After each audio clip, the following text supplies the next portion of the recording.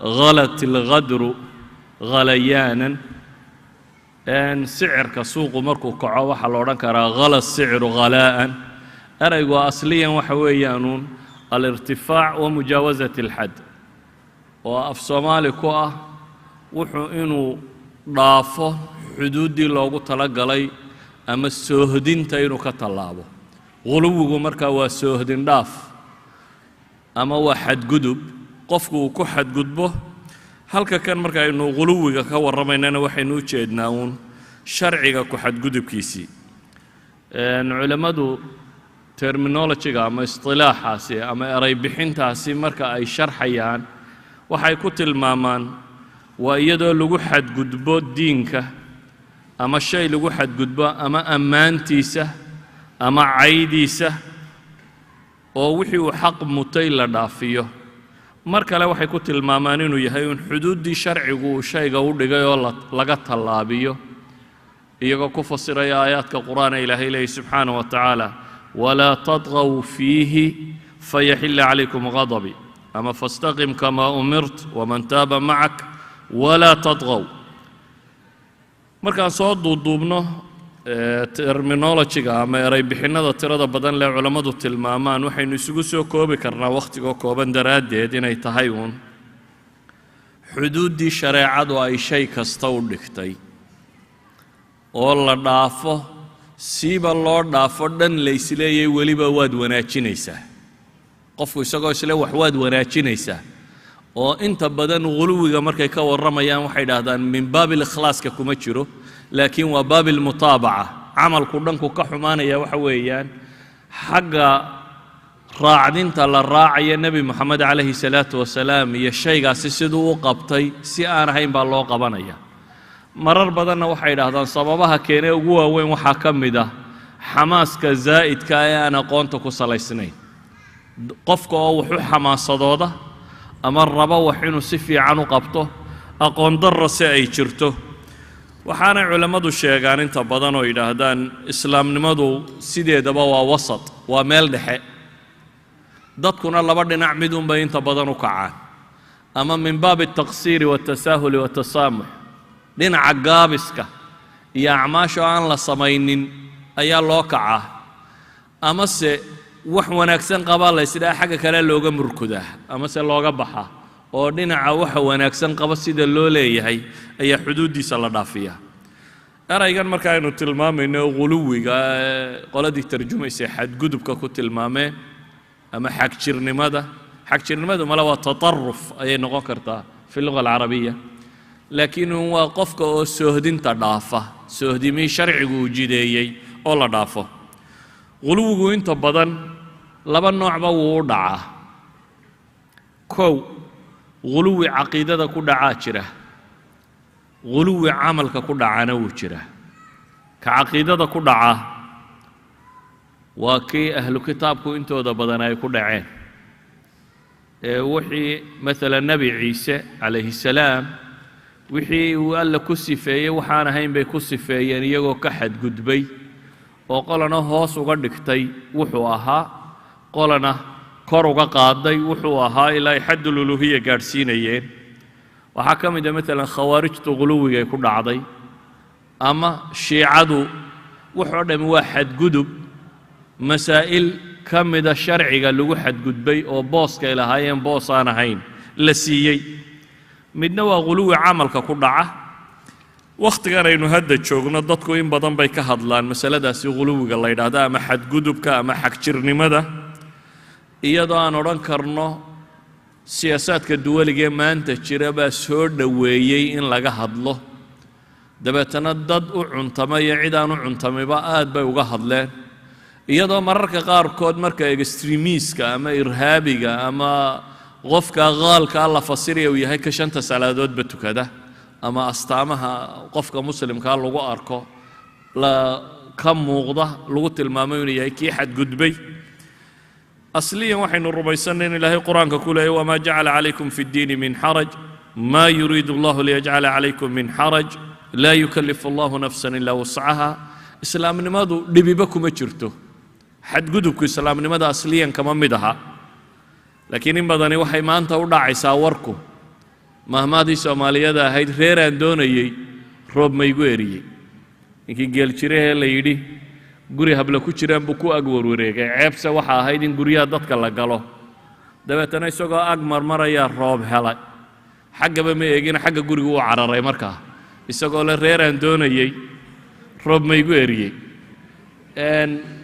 qadiyadu marka maanta marka xag jirnimada laga warramayo iyo media dunida yaala iyo dadka reer galbeedka ama dad badan oo muslimiinta ka midi qaabka u dhigayaan wuxuu u yaalaa qaab ah waxa laaliya wixii islaamku sifoobo dham inuu yahay radical ama cid xad gudbaysa oo aan islaamkii mu'tadilka ahaa islaam mu'tadili ma jire islaamka oo dhan baa i'tidaalka islaam oo dhan baa ayaa tawassudka ah umma wasat buu ilaahay subxaanahu wa tacaala ku tilmaamay inay dadka muslimiinta yihiin markaan warka soo koobo wakhtiga kooban daraaddeed waxaan odhan karnaa uun ilaahay subxaanahu wa tacaala siduu imaam ibnu alqayim uu leeyahay nebigu calayhi salaatu wasalaam wuxuu inaga reebay diinta inaynu ku tashadudno oo wixii layna faray aynu dhaafno haddaynu tashadudka ama isku adkayntaasi la nimaadno ilaahayna subxaanahu wa tacaala waynugu adkaynayaa qadaran wa sharcan buu leeyahay xagga qadarka waa laynoogu adkaynayaa iminka dadka waswaaska ah qof baa weysaysanaya dabeetana wuxuu is odhanayaa weysadii maad hagaajin wuu ku celinayaa maad hagaajin ilaa iyo waswasadiisaasi ay noqoto ghuluw qadaran baa kaa loogu adkeeyey buu leeyahay waa kii ibnu caqiil u yimi oo kale alimaam ibnu alcaqiil xambali ayaa waxa la yidhi nin baa u yimi wuxuu yidhi niyow biyahan quusaa biyahan galaa buu yidhi dhowr goor dabeetana wuxuu maan ka soo baxa anigoo isle weli ghusligii maydhashadii kumay xasilin biyuu galayna shakigii wuxuu geeyey markaa inuu is idhaahdo mala maydhashadaadii may xasilin ibnu caqiil siduu war kale uga sugayey buu wuxuu ku yidhi saqatat canka salaa salaad adiga laguguma le buu ku yidhi salaaddii way kaa dhacday marka wuxuu yidhi oo salaaddii say uga dhacday nebigu wuxuu yidhi buu yidhi waxaa qalinka laga dul yeelay saddexda waxaa ka mid ahaa almajnuun xataa yafiiq mar haddaad intaad biyo gashay garan lahaada inaad maydhatay iyo inaad maydhanin adiga salaad laguguma laha buu yidhi yacni qofkii wuu xadgudbay ilaa xad uu gaadhsiiyo inuu fahmi kari waayo isagoo maydhay inuu haddana isweydiiyo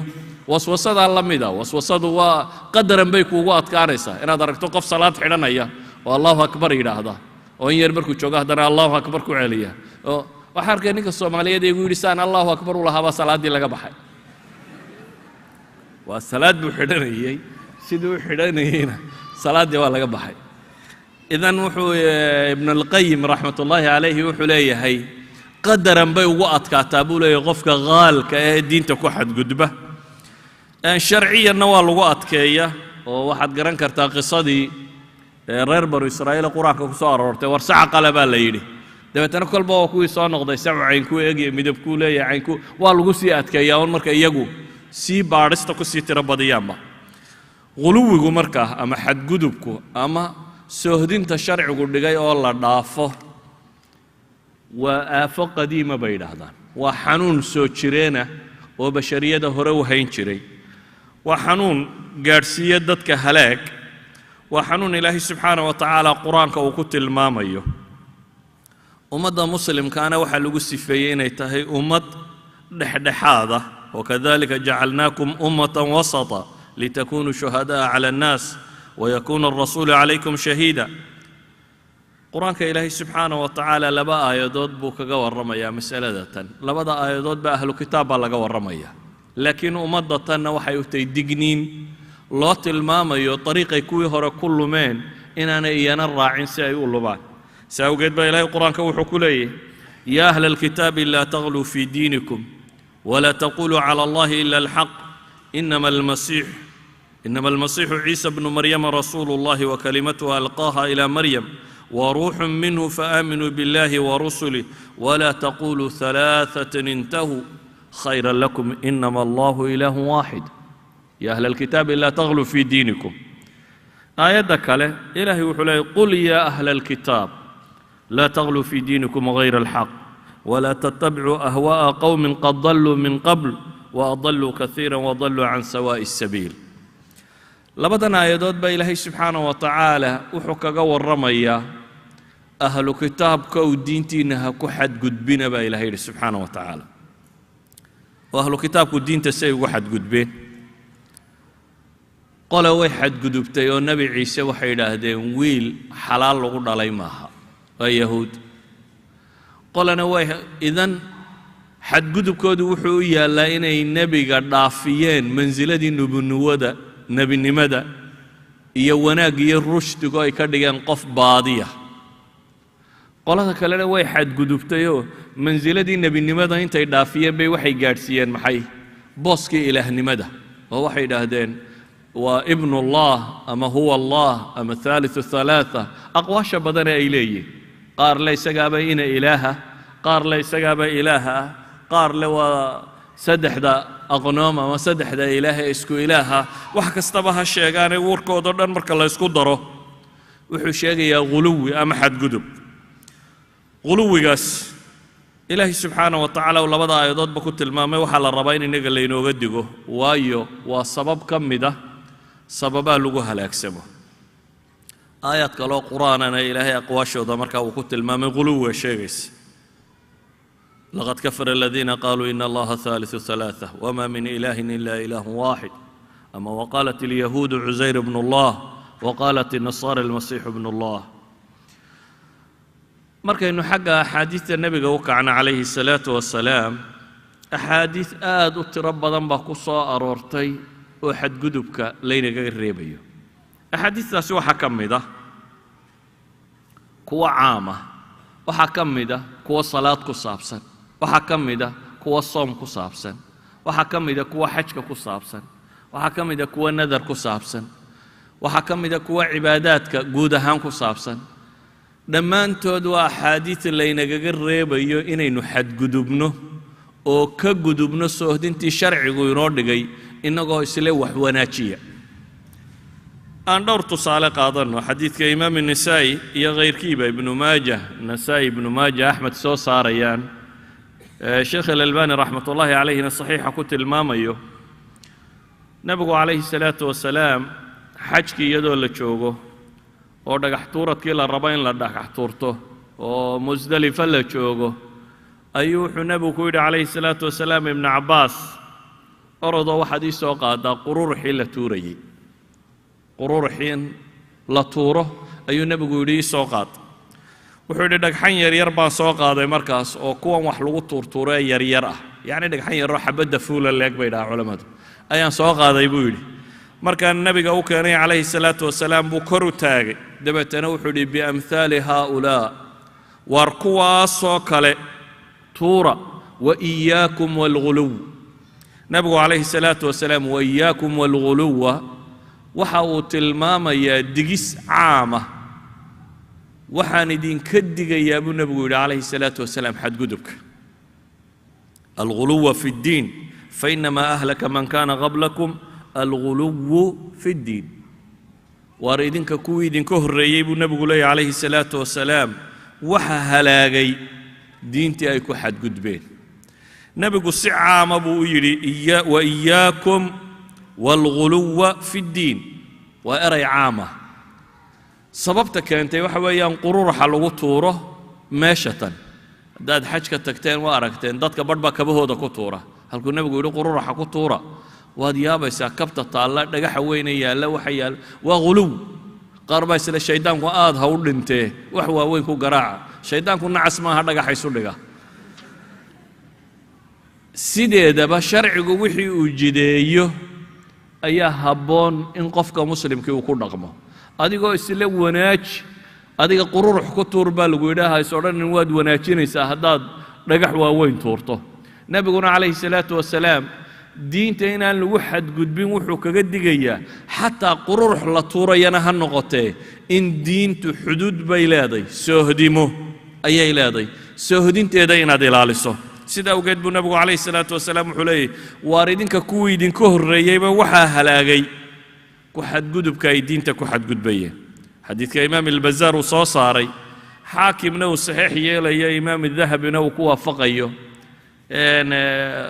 sheekh alalbaanina uu ku raacayo waayo uu ka aamusay intuu sidooda u qoro أي النبي عليه الصلاة والسلام وحت المام يحمل هذا العلم من كل خلف عدولة ينفون عنه تحريف الغالين وانتحال المبطلين وتأويل الجاهلين.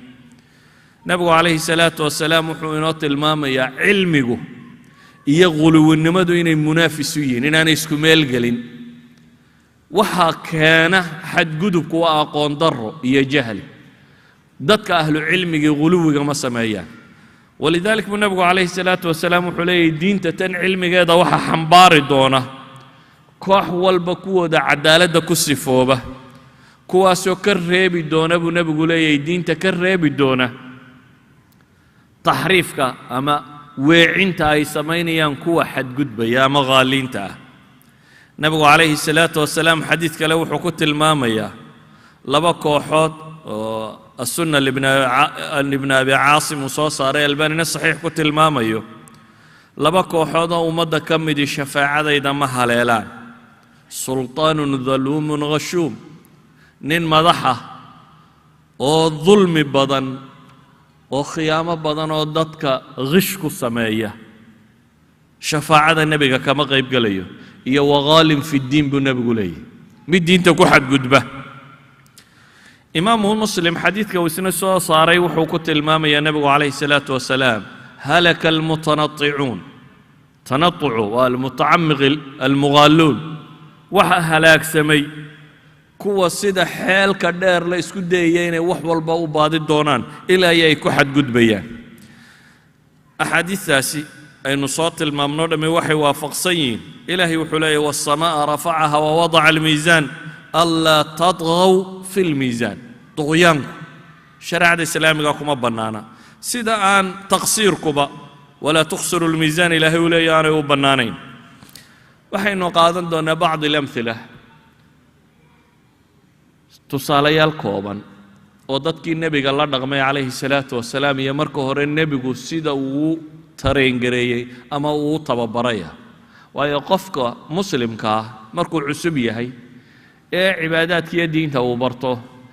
أنا أقونتي سؤال ضبطني أنا الراسخين حماسكو أنت بدن حماس صدت رضا بدن لوحي كلفته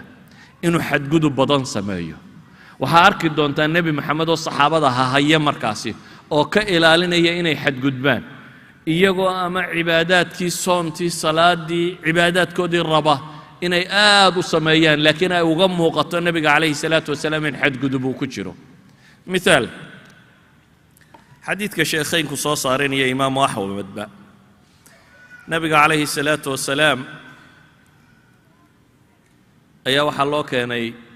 عبد الله بن عمرو بن العاص عبد الله بن عمرو بن العاص أيها وحليه هي أبهي أيها قبل قريشي يقوريي ورر في عن كدالتي عبد الله هنا وحكم ده أن من كان اللي يرضى هي مركزي كو عبادة الصحابة اللي يرضى عبادة بدن لو كتشري أبيه بقى وجوريه مركا إن قريشي هذا إن أنت مركي له جوريه أبيه وعمر بن عاص الصحابي كلاهي وحضر سنة إن كيسو سيدو عبادة ديسو أربع حد جدب كوكانتا هبين كي أراس كمركي إن أنت له هويي أيو الصبح يضيق وجبدي ويجي وحده بالورق ما في عنته وانا بطغى بنابيتري عبد الله يقور بيولي يا حال كيس واحد تري حال ودن واتكني نعم العبد لربي وأضان في عن بيت ربي وصلاة بوتاقنا لكن فراش كرم ما يقانو تفتيد أنا ما تابن بيكوتري ننكي أروس كاها إيه حالة الله أروسي قوري جيسا وصلاة بيسلا نحتاج شغلة كلا لجربي صلاة بوضي إلى واجي سوق بريء أبيه سبحي مركي يصور يستينا وحي تري ونعم العبد لربي قال لي سسفي عم عابده لكن فراش كرر نمنا قرن مايو تفتيد أنا مو أرق بكتري عمر بن عاص سيدو إن كيسو شيء آبائي مبيدو مركاسو إما جايبيدو وعضني باللسان عرب كوي قنين يبولي أما واسمعني هجرة ووعاي وضي صبحي ويعاي يبيدو مركو ييمي وحو يدي إن غير كدلتو قريش بان كو غوريي مركاسات عض الشيوع عد لك كدقاقدي سو ما هبيدو حاجة إنا كين ور nebigu uu kaxeeyey markaa cabdillaahi bnu camar ibnu caas nebi maxamed baa loo geeyey calayhi salaatu wasalaam isagoo la wado nebigu calayhi salaatu wasalaam ashtakadii markii loo sheegay ayuu yidhi yaa cabdallah kayfa taqra' alqur'aan kayfa taqra' alqur'aan cabdallow qur-aanka sidaad u akhridaa buu yidhi dee habeenkii baan khatimaa buu yidhi habeen kasta waa dhammeeyaa qur-aanka sidaad u akhridaa waa dhammeeya wuxuu nebigu ku yidhi kayfa tasuum sidaad u soontaa wuxuu yidhi maalin kasta waan soomaa maalinba ima dhaafto dabeetana nebigu calayhi salaatu wasalaam wuxuu ku yidhi waxaad yeeshaa soonka maalmuu u tilmaamo qur-aanka buu nebigu ku yidhi calayhi salaatu wasalaam 40 casho ku akhri 40kii maalmood bil iyo 10 habeen mar dhammee markaasuu wuxuu yidhi innii astatiic aktar min dalik ilaahay rasuulkiisiiyo anigu intaa in ka badan baan samayn karaa markaasaa la yidhi haddaba bil ku akhri waa riwaayadda imaamu axmed siday sheegayso haddaba bil ku akhri wuxuu yidhi ka badan baan yeeli karaa markaasaa la yidhi haddaba subciyo usbuuciiba mar jumco kasta mar dhammee ka badan baan samayn karaa buu yidhi wuxuu nebigu yidhi haddaba 3 maalmood ku akhri markaasuu yidhi ka badan baan samayn karaa 3 wax ka yar qur-aankaba lama fahmo buu nebigu ku yidhi 3 haddaad hoos u sii dhaafto qur-aanku iska uun wax la yeedhinayo kaa noqonaya fahmi mayside 3 ha ka badinin buu ku yidhi nebigu calayhi salaatu wasalaam soonka buu ku yidhi waxaad soontaa bishii 3 maalmood iska soon markaasuu yidhi ka badan baan awoodi karaa ka badan baan awoodi karaa sidii u soo waday ayaa waxaa la yidhi haddaba siyaamu daa'uud soon nebi daa'uud soomkiisiyo kale oo ah maalinna inaad soonto maalinna afurto nebigu calayhi salaatu wasalaam wuxuu ku yidhi yaa cabdallah ina liahlika calayka xaqa walizawjika calayka xaqa walidayfika calayka xaqa walinafsika calayka xaqa faaati kula dii xaqin xaqa riwaayadda imaamu axmed baynu akhrinaynaaye wuxuu nebigu ku yidhi calayhi salaatu wasalaam cabdilaahow reerkaagu xuquuq bay kugu leeyihiin oo martidu xuquuq bay kugu leedahay oo naftaadu xaq bay kugu leedahay ee cid walba xaqeeda sii yacnii dadka guluwigani uu ku dhaco ama xadgudubkani uu ku dhaco waxa weeyaan qayb ka mida diintaa la qurux badata dabeetana qaybtaasuu mundafic ku noqdaa qaybtaasuu si weyn u dhex galaa taasaa waxay abuurtaa qaybo badan oo diinta ka mida inuu ku xadgudbo markaasiyo ilaabo nebigu calayhi salaatu wasalaam wiilku sidaan kula taliyey cabdillaahi cimrigiisaa raagay nebigu uu geeriyooday calayhi salaatu wasalaam cabdillaahi ibnu camar waa dambe ayuu calaacali jiray markuu gaboobay oo wuxuu odhan jiray yaa laytanii qabiltu rukhsata rasuuli illaahi sala allahu calayh wasalam yaa laytanii jeclaan lahaaya buu leeyey bal maan aqbala buu leeyey nebiga calayhi salaatu wasalaam rukhsadiisii waayo saxaabadu may jeclayn cibaadaadkii uu nebigu kaga tegay calayhi salaatu wasalaam markuu geeriyooday gadaashii inay ka tagaan markanna waa gaboobayoo sidii dhallinyarada maaha waxaa ku adkaatay inuu maalinna soomo maalinna afuro waxaa ku adkaatay acmaashii uu samaynayey walidaalik waagiisii dambe waxaa la yidhaahdaa intuu soomiba kari waayo ayuu odhan jiray soonkaanu yaro xoogaysanaya intuu wax cunaabuu maalmo isdaba raacin jiray hadhowbu haddana yidhaahdaa waa inaan soo qalleeya ilaa nebiga ayuula ballamay inaan maalinna soomo maalinna afuree maalmihii aan israaciyey maalman leeg waa inaan soomo isagoo ku calacalaya maan qaata nebiga calayhi salaatu wasalaam taladiisii nebiguna calayhi salaatu wasalaam wuxuu ina leeyahay xadiista ka asaxday ina hada diina matiin waa diintani waa shay adag buu nebigu leeyahay calayhi salaatu wasalaam fawgaluu fiihi birifq war si fudud u gala faina almunbata laa ardan qatac walaa dahran abqa mahmaahda tan erayga noqday oo tilmaamaya munbadka waa munqatica waxay yidhaahdaan carabtu ninbaa safarkii uu dadka la gale uu la socday ayuu gaabiyey dabeetana wuxuu yidhi aad ka wada dheeraysi daabaddiisiibuu aad u shawlo dhacay cabbaar bay carartay wuxuu u shal la dhacay cabbaar carartaba wadnaha go'ay dabeetana way bakhtiday dabeetana wuu istaagay in yar buu markii hore soo degdegay laakiin natiijadiisu waxay noqotay maxay munqatic inuu noqdo munbat dabeetana nebigu wuxuu yidhi calayhi salaatu wasalaam faina almunbata kaa munqaticee daabadiisii noocaa u galay laa ardan qatac walaa dahran abqa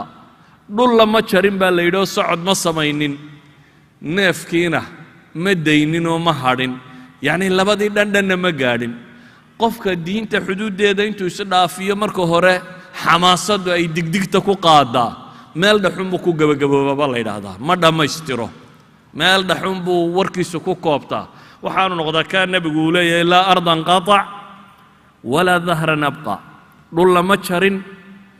ee neefkiina ma daynin waa runtii tashbiih aad u cajiiba saxaabadii cilmiga lahayd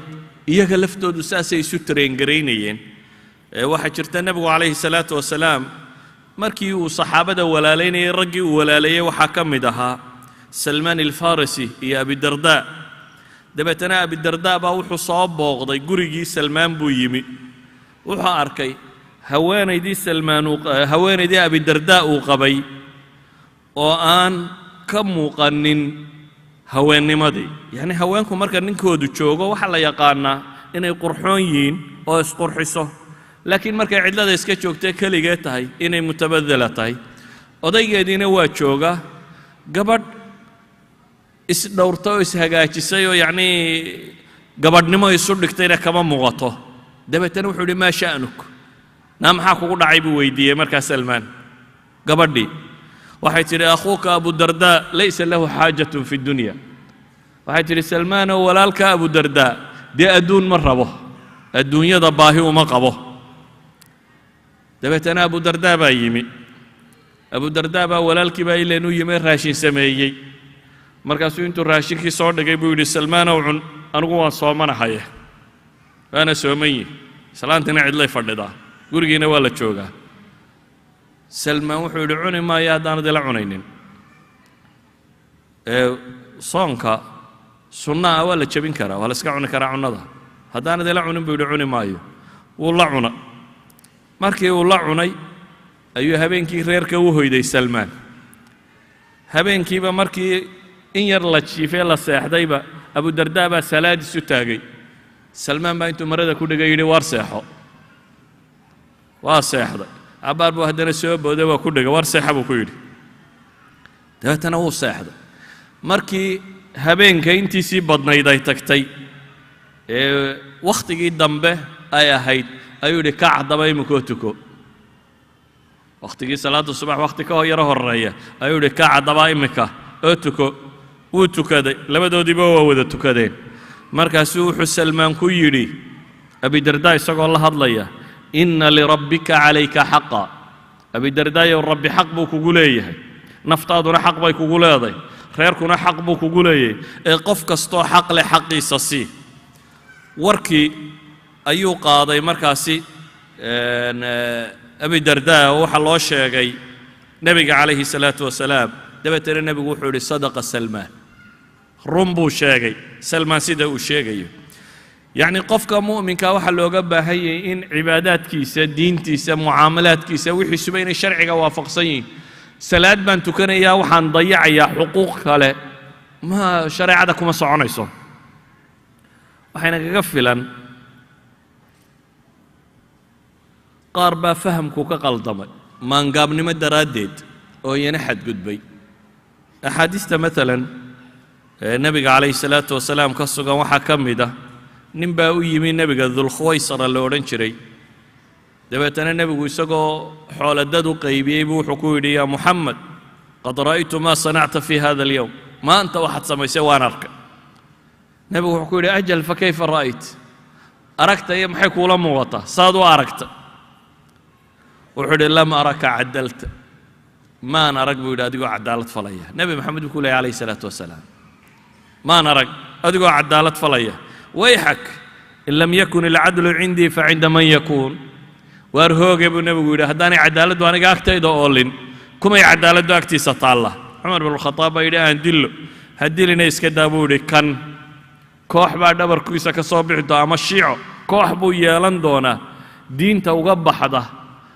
sida gamuunku ama waxaan la tuuro ee qaansada laga ridaa leebku sida uu ramiyada yacni saydka ama waxa la ugaadhsanayo siduu uga baxo ayay diinta uga bixi doonaan buu nebigu yidhi calayhi salaatu wasalaam xataa tamhiilka eeg nebigu wuxuu leeyahy sida gammuunku uu u dhaafo intaad ugaadh toogatay xabadda aad ku dhufatay xabaddu ay xagga kale uga baxdo sidaasay diinta uga murkudi doonaan buu nebigu leeyahy yacni wuxuu tilmaamaya waa dul degdegaya oo iyagoo xiimaya intay diinta galaan ayay xagga kale uga baxayaan kuma sugnaanayaan amase kuma joogayaan waa guluwiga ama xadgudubka wax kan keenaya nebigu calayhi salaatu wasalaam wuxuu tilmaamayaa xadgudubku inuu yahay waxa keena dad badani inay diintooda xataa shirka ku dhacaan maalan cibaadaadkii hore ee asnaamtii hore la sameeyey maxay ahaydun dad saalixiin oo wanaagsan oo la jeclaado jacaylkoodii lagu xadgudbay jacaylkii dadka saalixiinta iyo awliyada ilaahay ayaa lagu xadgudbay ilaa markii dambe la yidhi sawir yaraan ka samaysanno dabeetana sanam yar laga samaystay kadibna iyagii la caabuday waa caamadeenna qaarkood siday xabaalaha u galeen nin sheekoo caalimo muslima oo ilaahay yaqaanay awliyada allana laga yaabay inuu ka mid ahaa ayaa dadku kalgacalkoodii galay waxay ahayd kalgacalkeedu hadduu awliyadayna qaado inaynu idhahno ilaah u naxariiso muslimiin naga horreeyey oo diintana soo gaadhsiiy ahayde laakiin inaad u qaadato inuu isaguba wax taro muxuu wax ku taraa isagaaba dhintay oo u baahan inaad ilaahay u barido oo dadka mu'miniinta waxaa lagu yaqaanaa kuwa nooli inay kuwa dhintay ilaahay u sii baryaan oo qof kasta oo mu'min oo dhintay adigay tahay inaad ilaahay u barido subxaanahu wa tacaala oo ducadaada ilaahay ugu dembi dhaafo laakiin kii dhintay inaad isaga dib wax uga soo talabtaa waa waxaan sharciga ku waafaqsanayn walidalik buu nebigu calayhi salaatu wasalaam wuxuu tilmaamayey caaisha iyo caaisha waxay ka sheegtay umu xabiiba iyo umu salama ayaa waxay ka warrameen kiniisada ay xabashida ku soo arkeen sawirro ku dhadhajisnaayo wax markaasuu nebigu wuxuu yidhi calayhi salaatu wasalaam ina ulaa'ika ida kaana fiihim rajulu saalixu famaat kuwaasi buu yidhi waa kuwa nin wanaagsani oo dhexdooda jooga haddii uu dhinto xabaashiisa korkeeday ka dhigaan meel lagu cibaadaysto sawirrana way u sameeyaan dadkana iyagaa ugu shar badan buu nebigu yidhi calayhi salaatu wasalaam waxaa meesha ka muuqata uu nebigu calayhi salaatu wasalaam tilmaamayaa ina addiina yusr walan yushaadda diina axadun ilaa halabah waar diintu waa fududay buu nebigu yidhi qofna iskuma adadkeeyo ilaa iyo way ka xoog badataa guluwigu markaa dhan badan buu geli karaa cibaadaadkuu geli karaa caaisha waxay leedahay nebiga calayhi salaatu wasalaam xadiidka saxiixaynka ku soo arooray gabadh baa iyadoo caaisha nebiga la joogtaa waxaa loo sheegay gabadhi u soo gashay ama gabadh caaisha la joogtuu nebigu u soo galay markaasaa waxa uu yidhi nebigu man haadihi waa tuma tan kula fadhidaa waxaa la yidhi waa heblaayo waa gabadh salaad badanoo saan bay u tukataa kan bay tukataa waxbaa laga warraba salaadaheedii iyo wax mah buu nebigu ku yidhi calaykum bima tutiiquun naa warkaad sheegaysa u kaadi cibaadada intaa awoodaan sameeya buu nebigu leeyahy yacni lagama warramayo waajibaadkii 5 salaadood iyo kuwa lagama warramayo laakiin cibaadada kale dheeraadkaa inta aad awoodi karto samee buu nebigu yidhi ilaahay baan ku dhaartay buu nebigu yidhi alla idinkama daalaya inay idinku daashaan mooyaane acmaashana diinta waxa u khayr badan inta la joogteeyo ee cibaadadiinna waxaa ka dhigtaan waxaad joogtayn karto haddaad tidhahda iminka habeen kasta waa inaad 100 salaadood tukataa imsaad wadaysaa markaad bil waddo ama sanad waddo haddaad dib u firayso habeenka dambena iskagaba tagtaba salaatuleylkii la tukanayaba waxba maad kordhinin in yaroo aad joogtayn karto ayaa ka roon sidaa awgeed buu nebigu calayhi salaatu wasalaam cibaadaadkaasi saxaabada isagoo tilmaamaya ayaa xadiidka saxiixayn ku qoran nin buu arkay labada dhinac lahayo soconaya markaasaa la yidhi markaasuu nebigu yidhi maa baalu haada war kan maxaa ku dhacay waxay idhaahdeen wuxuu nadar ku galay inaanu lugayninba dabeetana nebigu wuxuu ku yidhi ina allaha can tacdiibi hada nafsahu alghaniy waarkan naftiisa cadaabkuu cadaabaya ilaahay hani buu ka yee waxaad tidhaahdaan waxaad doonto iska fuulo soco waxba ha ka cabsanine cibaadaadku markaa qofku inuu taqashuf sameeyo koox saxaabada ka mid ah 3 ninoo saxaabada ka mid ah gurigii nebiga tegey markaasay waxay yidhaahdeen dumarkiiba nebigay waraysteen bal warrama markaasaa loo sheegay warkii nebiga calayhi salaatu wasalaam warkii cibaadadii nebiga looga sheegaabaa laba yaraatay dabeetana waxay dhaaheen war nebiga isaga ilaahay dembigiisa horiyo kiisii dambaba u dhaafay waa falsafa cusub nebiga ilaahay dembigiisii horiyo kii dambaba wuu dhaafay haye intaasna wuu sameeyaa de innagu ilan dembigiin baynu xambaarsanay aan ka badinna bay yidhaahdeen inta nebi maxamed sameeyo in ka badan aan la nimaadno oo maxaynu samaynaa mid baa wuxuu yidhi anigu horta gabadh dambe guursan maayo anigu haweenka waxa la yidhaha waa ka zaahidaya dumar laygu arki maayo midna wuxuu yidhi aniguna cunnadan iyo waxan baa rabashka keentay hilib dambe afkaygaba gelin maayo midna wuxuu yidhi anigu habeenba seexan maayo waa soo jeedaya nabiga calayhi salaatu wasalaam markii loo sheegay maa baalu aqwaamin qaaluu kada warduul arrinkoodu muxuu yahay waxaa ku hadlayaa buu nebigu yidhi war anigu waan seexdaa waanan tukadaa waan soomaa waanan afuraa haweenkana waan guursadaa ee faman ragiba can sunnatii falaysa minii war sunnadayda ninkii ka weecda aniga igama mid aha buu nebigu leeyahy calayhi salaatu wasalaam yacni diinta ta nebi maxamed baa tusaale u ah uma baahnid adigu markaa inaad istidhaahdo dariiq cusub ama wax cusub jidee wax kastoo cusub oo aad jidayso waxay keensanaysaa inaad dariiqii kaga baxdo saxaaha axaadiistan oo dhan waxaan u akhrinayaa inaynu fahamno guluwiga xataa cibaadada lagu sameeya xadiidka bukhaari ku yaalla ibnu cabbaas baa wuxuu leeyay nabiga calayhi salaatu wasalaam oo khudbadaynaya ayuu wuxuu arkay nin taaganuun markaasuu yidhi war waa kuma kani waxaa la yidhi waa abu israa'iil ninkii la odhan jirayoo wuxuu ku nadray an yaquuma walaa yaqcud walaa yastadilla walaa yatakallama wayasuub wuu nadro wuxuu ku nadray anigu waan taagnaanoo weligay fadhiisan maayo hadh iyo hoosna hadhsan maayo naftan baan cadaabayaa hadlina maayo waan soomanaanayaa buu yidhi soonuun baan ku jirayaa fadhiga iyo nasashada iyo hadhka iyo waxaasoo dhanna waan iska daynaya nabigu calayhi salaatu wasalaam wuxuu ku yidhi murhu falyatakallam waliyastadil waliyaqcud waliyutima sawmah u sheega buu yidhi waxaa amartaan inuu hadlo oo hadhsado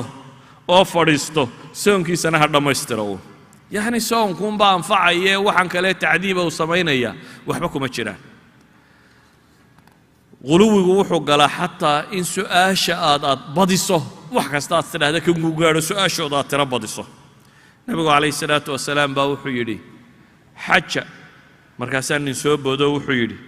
ma sanad walba ilaahay rasuulkiisiiyo dabeetana uu iskaga jeestay nebigu lama hadale xagga kaluu ka soo maraa ma sanad walba markii dambuu nebigu yidhi calayhi salaatu wasalaam haddaan haa ku odhan lahaa way idinku waajib noqon lahayd inaad sanad walba xajtaan manaydan awoodeen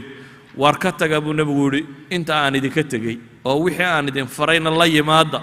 waxaa ka awoodaan wixii laydinka reebayna ka reebtooma nabiga calayhi salaatu wasalaam saxaabadiisa isagoo tirangaray masaa'ilkan waxaan u tilmaamayaa inaad fahamtaan weligeedba inuu jiray qof xamaasadoodoo istidhaahda cibaadada tiro badi laakiin waxay lahaayeen saxaabadu murabbiin iyo dad celceliya walidaalik buu nabigu calayhi salaatu wasalaam intuu soo galay guriga ayuu wuxuu arkay xadhig guriga ka soo dhex laalaada markaasuu yidhi xadhigga kani waa maxay markaasaa la yidhi zaynab baa guriga ku xidhatay waa haweenaydiisii zaynab baa ku xidhatayoo salaadda siday u wadda markay daashee kici kari weydo ayay xadhigga qabsataayoo ku kacdaa si ay salaadda u tukato wuxuu nebigu ku yidhi xadhiggana fura naa intaad firfircoon tahayna tuko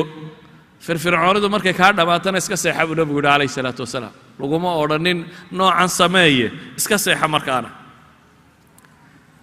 kullu daalik waxaan uga jeednaa inaan dhowr shay tilmaamno wakhtigoo kooban daraaddeed nabigu calayhi salaatu wasalaam waxa uu inoo tilmaamayaa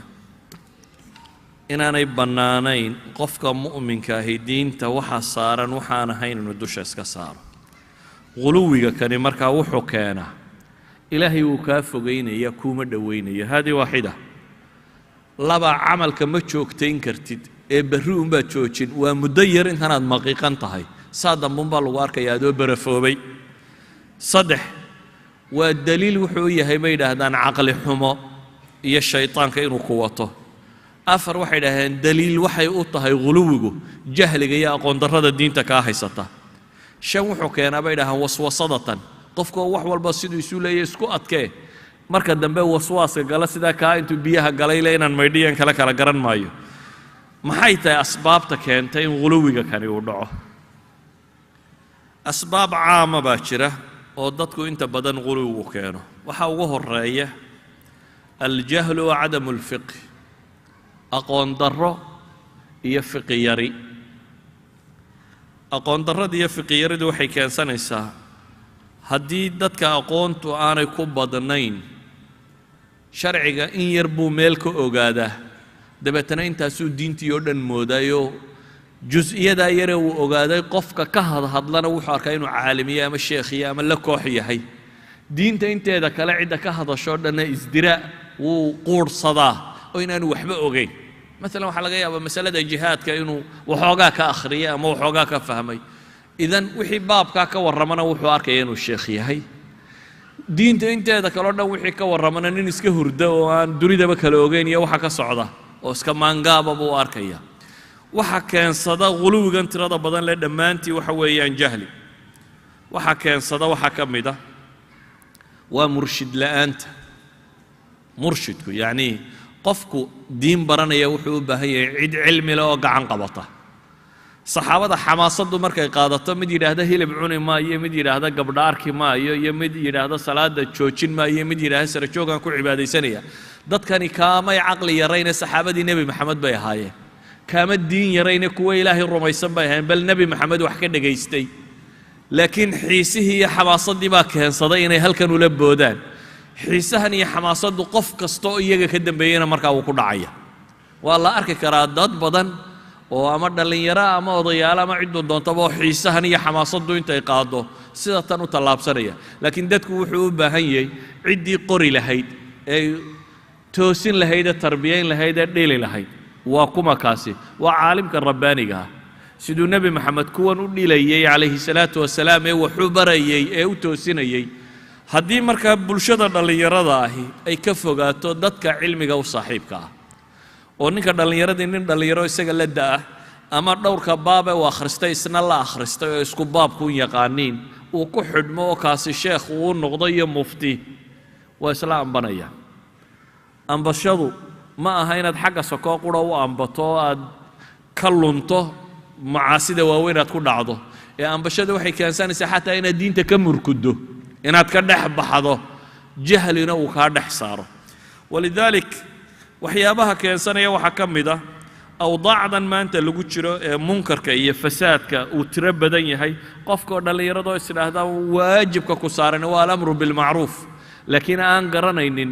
alamru bilmacruuf maqaayistiisa iyo waxa lagu qiimeeyo sa wax loo wado waxyaabaha keena waxaa ka mid ah taxadiyaadka maanta dunida yaalla gaal aan naxaynin oo istifzaas ku samaynaya dadka raba inuu fudaydsado soo kiciyo si uu aqraadiisa u fushado wax u laayo wax u gumaado iyo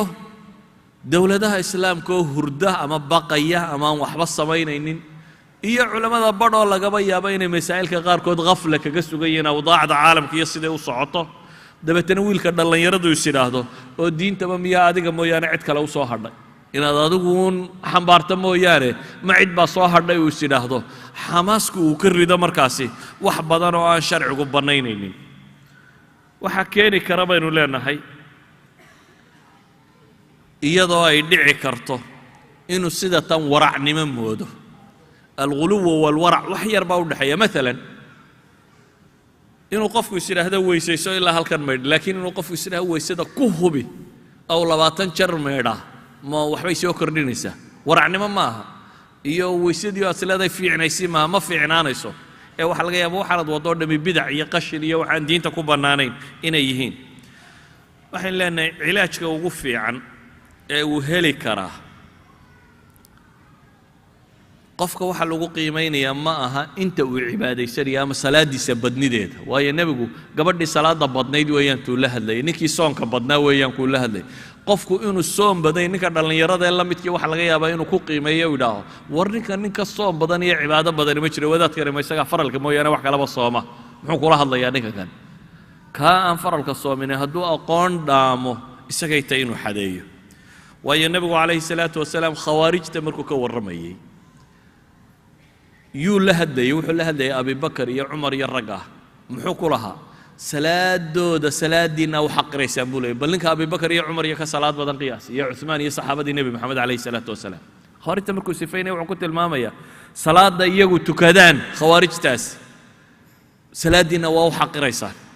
waxaa la yidhahaa calaamadda nimanka khawaarijta calaamaadkii ay macruuf ku ahayeen waxaa ka mid ah wejigaa wada madooba say u cibaadaysanayaan halkani way jirfaysan jirtaa la yidhi cibaado daraaddeed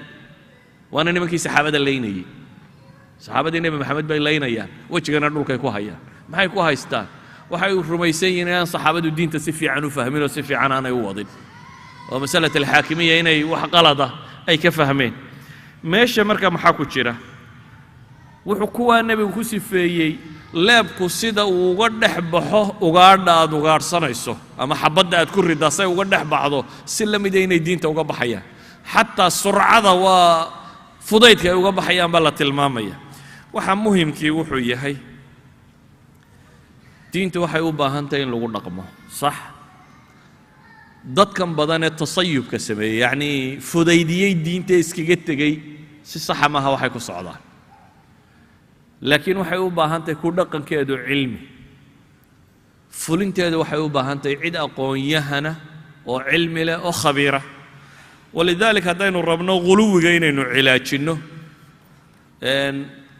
qaabka reer galbeedku ay u cilaajinayaan ma cilaajinayo qaabkay u daweeyaan ee xadhig iyo dil iyo afkaarta sideedaba xoog laguma daweeyo afkaarta waxaa la yidhaahdaa qofka maskaxdiisa gala qofka ku qanacsan waxa kan waan ku dilayaa wax badan kama tarto isagaaba laga yaabaa inuu dhibasho diyaar u yahay maxaad dilaysaa dab isagu dhibasho diyaar u yahay maxaa dilistaadu ay samaynaysaa qofka bini aadamka waxaa lagu qancin karaa waxa weeyaan mabaadi'dan in lagala niqaasho in lagala doodo in wax la baro cilaajka qudhee la garan kara ee tatarruf ama guluwi lagu daweyn karaa waxa weeyaan dadka ahlu cilmiga in loo ogolaado inay wax sharxi karaan wax akhriyi karaan wax daraasayn karaan reer galbeedku cagsigay u carareen oo ah wixii diin ku abtirsada khaasatan inta culimmada in afka laga xidho kuwan yaryar iyo intana in xoog lagu daweeyo inay sii karta mooyaane wax iska bedelayaana ma jiro meel ay cilaajiyeenoo dunida ka jirtaana ma jirto inkastoo lagaba yaabo inay iyagu gardaran yihiin inta badan galbeedku siday u wadaan haddana meel ay cilaajinayaan ma jirto haddii la rabo in cilaaj la sameeyo markaa cilaajku waa fi bilcilm nabigu calayhi salaatu wasalaam dadkii tatarufka sameeyey ama guluwigu ku dhacay mana xidhin mana laynin mana waxna kale eh wuxuu sameeyey inuu tarbiyeeyo inuu wax u sheego in cibaadadu siday saxa ku tahay tilmaamo in waxa saxa iyo waxa qaladka uu sheego idan qaabka qudhay wax u saxmi karaan waa in dadka diinta ahlu cilmiga la fasaxo inay wax sharxi karaan wax tarbiyeyn karaan wax badan ay akhri karaan murshidka rasmiga baa masaa'ilkani waa masaa'il cilmiya sharxi kara dhalinyaradana waxaan kula talinayaa dhammaantood da'yaridu iyo tajriba yaridu iyo aqoon yaridu intuba waxay keentaa in badan inuu qofku kaco oo kufo walidaalika waxaa u baahantihiin cilmiga si mikroya inaydan u gelin si makro ah inaad u gasho si ballaadhan waxaa laga yaabaa mas'ale iyo inaad 2,000 oo kitaab ka baxdido intaasoo quri kuu muuqato laakiin noloshu hal mas'ale maaha noloshu way ballaadhantahay ninka caalimkiina si weyn oo ka ballaadhan si aad wuxu eegayso wax u eegaa dhalinyaradana waxaan kula talinayaa dadka ahlu cilmiga diinta ka qaata oo waliba kuwa ahlu cilmiga diintooda lagu kalsoon yahay kuwaasi diinta ka qaata guluwiga sida qudhe lagaga bixi karaa markaasi waa cilmi la helo iyo murshid qof ahlu cilmiya oo wax tarbiyeeya oo tarbiya saxiixa wax ku tarbiyeeya وصلى الله على النبي محمد وعلى آله وصحبه وسلم والحمد لله رب العالمين